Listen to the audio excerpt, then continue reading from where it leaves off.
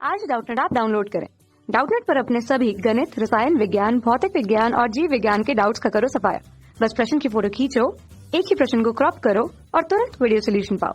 अभी डाउनलोड करें। हमारा यहाँ पर सवाल है, अवरोध के कारण पुष्प के परागकण पुष्प के स्टिग्मा तक स्थानांतरित नहीं होते हैं, इसे कहते हैं। अथवा एंड्रोशियम और गाइनोशियम के बीच प्राकृतिक अवरोधन होने से स्वपरागण नहीं होता है, इसे कहते हैं।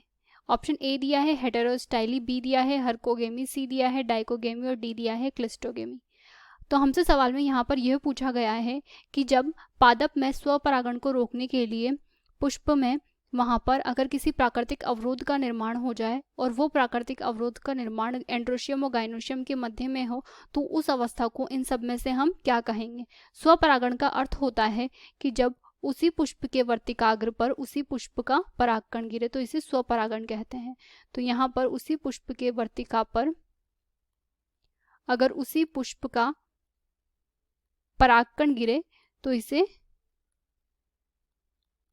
यहाँ पर स्वपरागण कहते हैं। अब स्वपरागण को समझने के लिए हम यहाँ पर ये सभी ऑप्शन से एक बार पढ़ लेते हैं। हमें जो पहला ऑप्शन दिया है वह दिया है हमें हेटेरोस्टाइली। तो जो हेटेरोस्टाइली होती है, हेटेरोस्टाइली जो होती है इसमें यहाँ पर पुंकेसर तथा वर्तिका की लंबाई में अंतर आ जाता है। हेटेरोस्टाइली को हम कह सकते हैं कि हेटेरोस्टाइली में यहाँ पर इसके नाम से भी लग रहा है हेटेरोस्टाइली, यानी कि वर्तिका के अंतर में आना, लंबाई में अंतर आना। तो हम यहाँ पर कह सकते हैं कि हेटेरोस्टाइली में पुंकेसर वो वर्तिका की लंबाई में अंतर आ जाता है और यहाँ पर इस अंतर के कारण स्वपरागण नहीं हो पाता है। तो कुछ पौधों में लंबे पुंकेसर होते हैं और छोटी वर्तिका होती है, और कुछ पौधों में बड़ी वर्तिका और लंबे छोटे पुंकेसर हो सकते हैं। तो यहाँ पर इसकी लंबाई में अंतर आ जाने के कारण यह स्वपरागण को रोक देता है। इसके बाद हमारा ऑप्शन बी है हर्कोगेमी। यहाँ पर जो हेटेरोस्टाइली है वो हेटेरोस्टाइली, यहाँ पर हम एक एग्जाम्पल भी इसका देख सकते हैं कि यह प्राइम रोज में पाई जाती है। प्राइम रोज नाम से जो फूल होता है उसमें ये पाई जाती है, और जो अलसी होती है अलसी में भी यह पाया जाता है।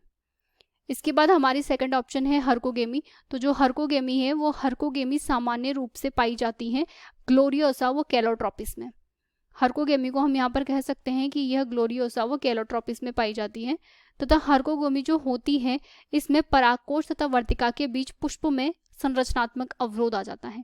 यानी कि यहाँ पर जो परागकोश है और जो वर्तिका है उनके मध्य एक संरचनात्मक अवरोध आ जाता है। तो संरचनात्मक अवरोध के कारण यहाँ पर परागकण और वर्तिका के मध्य स्वपरागण नहीं हो पाता। तो संरचनात्मक अवरोध का निर्माण यहाँ पर हर्कोगेमी की प्रक्रिया में होता है, और यहाँ पर इसके एग्जाम्पल हम लिख सकते हैं कि यह सामान्य रूप से कैलोट्रोपिस में पाया जाता है। इसके अतिरिक्त कैलोट्रोपिस के अलावा यह ग्लोरियोसा में भी पाया जाता है। इसके बाद हमारा ऑप्शन सी है यहाँ पर डाइकोगेमी। तो जो डाइकोगेमी होती है, डाइकोगेमी का अर्थ यहाँ पर होता है कि परपरागण के लिए एक मुख्य आवश्यक होता है कालपक्वता। कालपक्वता का अर्थ यहाँ पर यह है कि यदि वर्तिका पहले विकसित हो जाए तथा पुंकेसर बाद में विकसित हो रहा हो। डाइकोगेमी के अंतर्गत हम कह सकते हैं कि इनके विकास में परागकोश व वर्तिका के दोनों के विकसित होने के समय में अंतर हो यहाँ पर। तो अगर पहले वर्तिका विकसित हो जाएगी तो वर्तिका विकसित होएगी तो बाहर से जो परागकण आएगा वो उसे परागित कर देगा, और अगर पहले परागकोश विकसित हो गया तो परागकोश के विकसित हो जाने के कारण परागकण पहले ही बाहर चले जाएंगे और वर्तिका बाद में विकसित होगी। तो यहाँ पर यह भी स्वपरागण को रोकता है। तो हम यहाँ पर कह सकते हैं कि जो डाइकोगेमी होता है इसके अंतर्गत परागकोश और वर्तिका का विकसित होने में समय का अंतर होता है।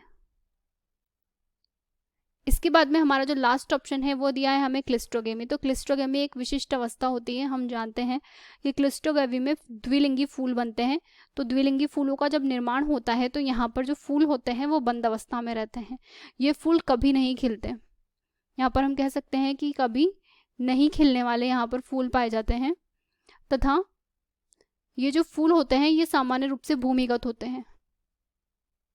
यहाँ पर भूमिगत जो फूल पाए जाते हैं, तो यहाँ पर अब अगर ये हमेशा बंद रहेंगे, यहाँ पर फूल हमेशा बंद अवस्था में रहेंगे, तो यहाँ अंदर की ओर परागकण जो होगा वो सामान्य रूप से जो होगा वो स्वपरागण ही होगा।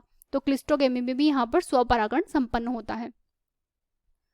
हमारे सवाल में हमसे पूछा गया है कि अवरोध के कारण पुष्प के परागकण व पुष्प की स्टिमा के बीच में स्थानांतरित नहीं होता, तो बताना है कि वो प्राकृतिक अवरोधन इनमें से कौन सी स्थिति में बनता है। तो हमने देखा है कि जो हेटेरोस्टाइली हमने लिखी है उसमें पुंकेसर वो वर्तिका की लंबाई में अंतर होता है, तो यहाँ पर किसी भी प्रकार का प्राकृतिक अवरोध नहीं बनता है, तो ये ऑप्शन हमारा गलत हो जाएगा।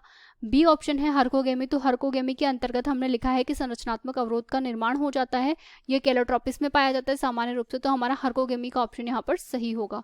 सी ऑप्शन हमारा है कि डाइकोगेमी, तो डाइकोगेमी के अंदर हमने देखा है कि परागकोश और वर्तिका का जो विकास होता है वो अलग अलग समय पे होता है, और जब अलग अलग समय पर विकास होगा तो या तो परागकण पहले ही परागित हो जाएंगे कहीं और जाकर के, या फिर वर्तिका पर कोई अन्य परागकण आकर के उसे परागित कर देगा, तो यहाँ पर इसमें भी अंतर आ जाएगा, तो हमारा डाइकोगेमी भी यहाँ पर आंसर नहीं होगा। और जो लास्ट है क्लिस्ट्रोगेमी, तो क्लिस्ट्रोगेमी में हम जानते हैं कि जो पुष्प होते हैं वो कभी खिलते नहीं हैं, वो सामान्य रूप से भूमिगत होते हैं, तो इस वजह से यहाँ पर जो होगा वो स्वपरागण ही संपन्न होता है, तो हमारा ये ऑप्शन भी यहाँ पर आंसर नहीं होगा। तो अवरोध के लिए हमारा आंसर होगा हर्कोगेमी यानी कि ऑप्शन बी। कक्षा 6 से 12वीं से लेकर नीट, IIT, JEE वो एडवांस के लेवल तक 1 करोड़ से ज्यादा छात्रों का भरोसा। आज ही डाउनलोड करें डाउटनेट ऐप या व्हाट्सएप करें अपने सारे डाउट्स 8400 400 400 पर।